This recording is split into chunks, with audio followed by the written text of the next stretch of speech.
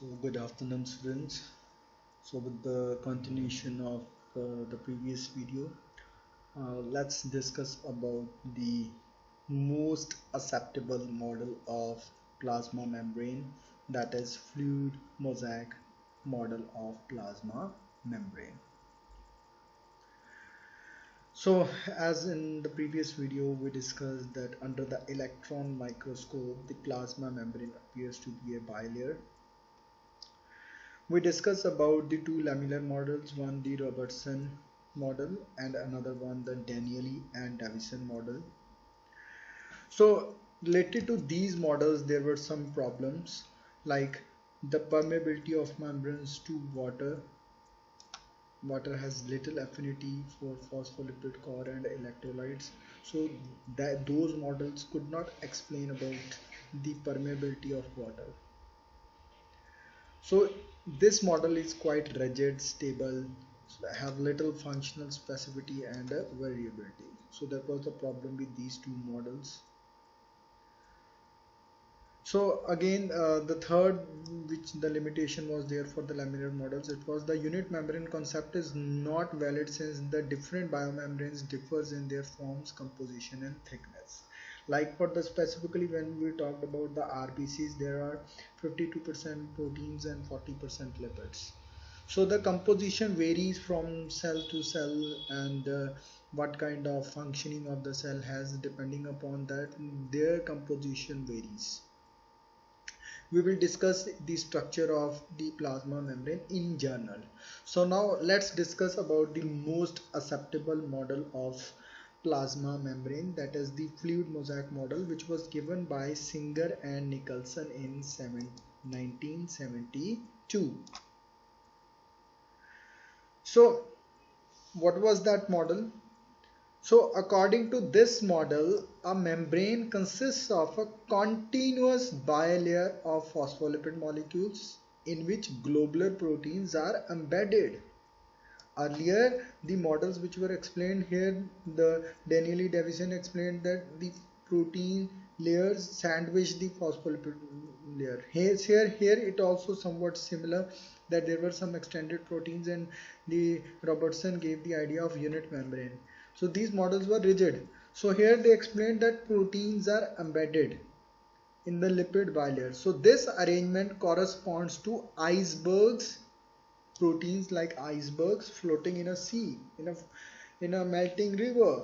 And phospholipid molecules is just like a river in which the icebergs are floating. So thus the biological membranes are considered to be quasi-fluid structure.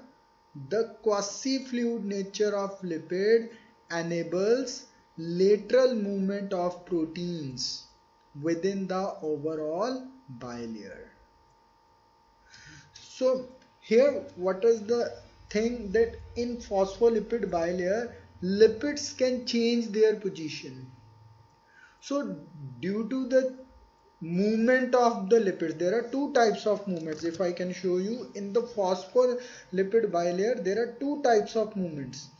One we call lateral movement, that the phospholipid molecules continuously can change their position, and this is like, look, 10 to the power 7 times per second. Such movements continuously keep on occurring in the cell membrane. And there are certain flip-flop movements, like the phospholipids molecules which are present towards the cytoplasm can move towards the exoplasmic phase. This is once per month.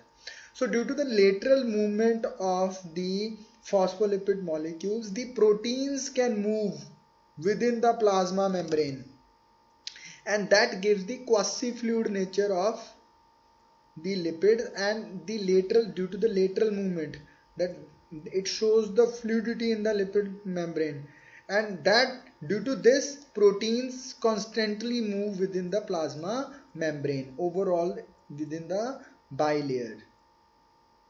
And this ability to move within the membrane is measured at its fluidity. So these are the NCERT lines which are given in your NCERT book. You should know what actually Singh and Nicholson explained about the fluidity of the plasma membrane, due to which proteins could move within the plasma membrane. So let me show you video that will give you better idea.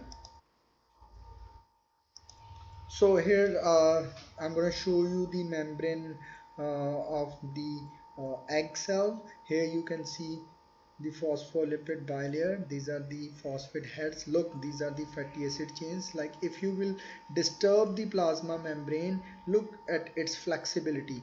Phospholipid molecules will disturb, but again due to the amphipathic nature, that is the phosphate heads. What are these phosphate heads? What are these made up of? What would the fatty acid chains? I will explain later on. So due to these hydrophilic phosphate heads and fatty acid chains which are hydrophobic, they will arrange in such a way that these heads will face the exoplasmic and cytoplasmic side, which means they will face the water, cytoplasm having water, or the intracellular matrix in the tissue spaces. If there is a matrix, towards that side they will face, and these hydrophobic fatty acid chains will move inward. So look, so again look, they are arranging. So as fluid mosaic model explained, in between the those phospholipid molecules there are certain cholesterol which gives fluidity. Okay, and towards the outer side there are certain oligosaccharide chains. Look, these are the proteins which are embedded in the plasma membrane through which polar molecules can constantly move on. Non-polar molecules can pass through the plasma membrane or the hydrophobic substances, but water-loving substances and polar substances will move through the plasma membrane through these proteins. And look, these proteins keep on moving.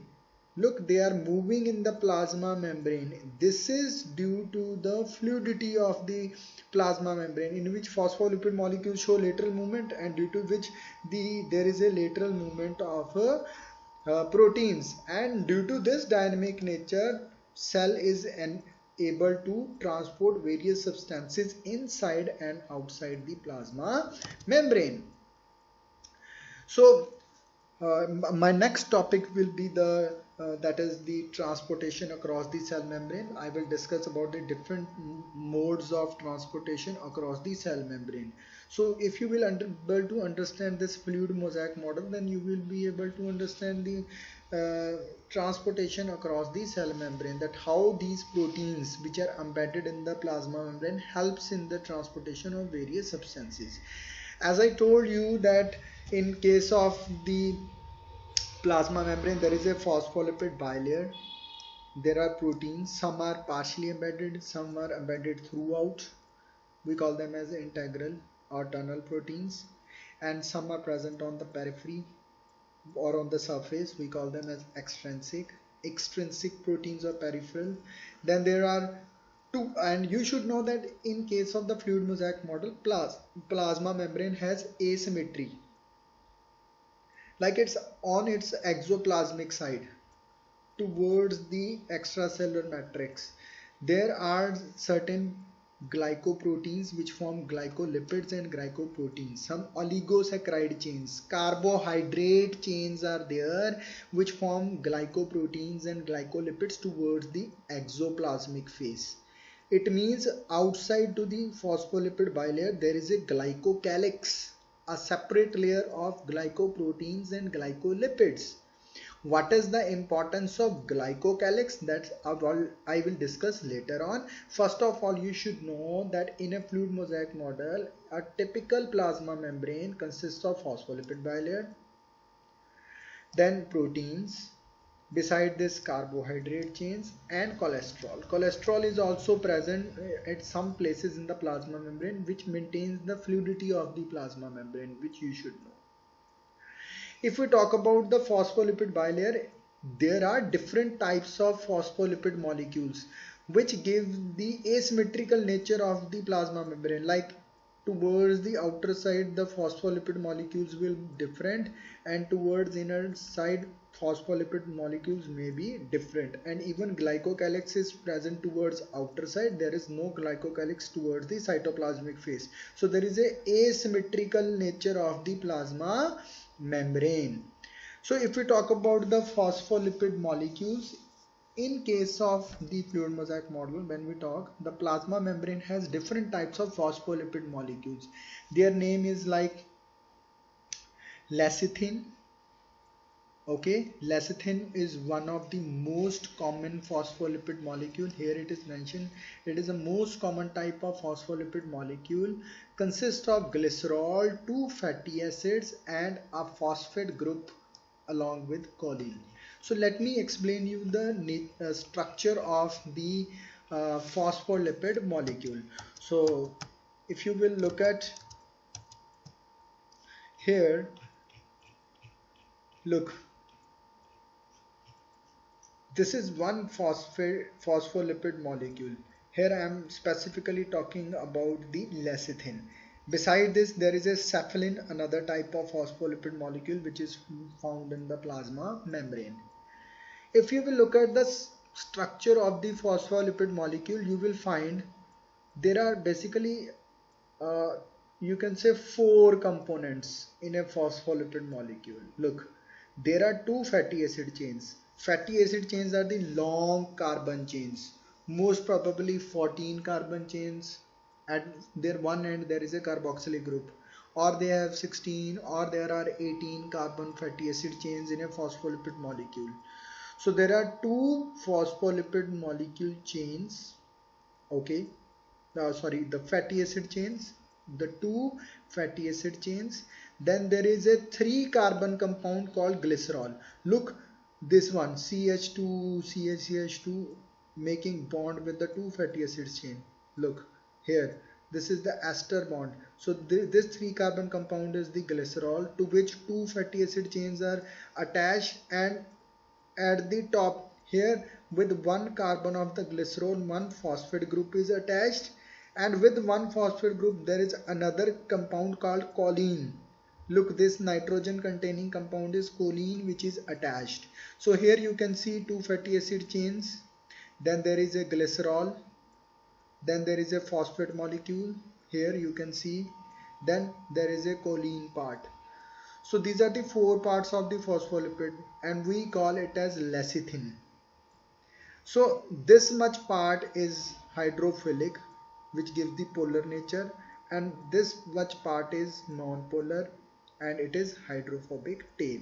If you will look at the structure of the cephalin, here you can see in case of lecithin there is a choline part. Here instead of here with the phosphate, look, there is a nitrogenous compound to which we call ethanol amine. Look, this is the 2 carbon, 2 compound is ethane, to which amine group is attached. So this is ethanol amine. If ethanol amine is attached, then we call it as cephalin. If it is choline to which we call, then it is called lecithin. So 2 types of fatty acid, that is the phospholipid molecules are there, and in each phospholipid molecule there is a hydrophilic head, water loving, and 2 fatty acid chains which are hydrophobic. So you should know about it. Okay, so and as I told you, there are intrinsic and look, this is the tunnel protein through which by the process of diffusion these substances can move. There are specific substances which can pass through these tunnel proteins or the integral proteins. Some are partially embedded. These can be the carrier proteins, which by using the energy can help in transportation of substances across the plasma membrane. Some are extrinsic protein. Towards the outer side there is a glycocalyx formed by the glycoproteins and glycolipids.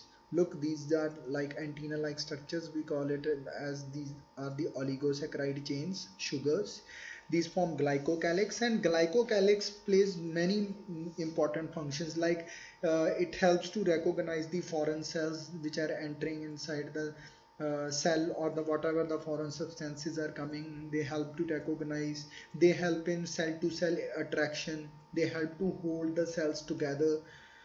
So glycocalyx plays very important roles, specifically to identify the substances which are coming from outside, whether they are harmful or they are useful. Okay, so as I told you, there is a phospholipid bilayer. So hope so you are able to understand about the amphipathic nature, means having dual nature, having hydrophilic head as well as hydrophobic tails. Hydrophobic tails are towards inner side and the polar hydrophilic heads are towards outer side, which face the cytoplasm or the extracellular matrix. Okay, and there are proteins which are embedded, so which and there is a lateral movement in the phospholipid molecules, due to which there is a lateral movement of proteins also, so that gives the quasi fluid nature of the plasma membrane. Besides this, there is a cholesterol which maintains the fluidity of the membrane. Okay, so you should know about most common types of the phospholipids, that is the lecithin and the cephalin. Two types of phospholipid molecule you should know, and you should know that in each phospholipid molecule there are basically four components, like one glycerol, okay, then two fatty acid chains, one phosphate, and fourth another nitrogenous compound, like here it is ethanolamine and here it is choline. So you should know about this also in detail, because question may come on this also, that what kind of the phospholipid molecules are present in the plasma membrane, they may ask specifically. So the most common one is the lecithin and cephalin. So that's all about the fluid mosaic model. So it explains in detail about the nature of the plasma membrane, the selective permeable nature. This model was able to explain that how the polar substances, non-polar substances pass through the membrane. It could explain about the dual nature of the plasma membrane also. So that's it about fluid mosaic model. So you should know about this fluid mosaic model. So if any case you face any problem, feel free to ask me. So that's all about the different that is the models of plasma membrane, and my next topic will be on transportation across plasma membrane. Thank you.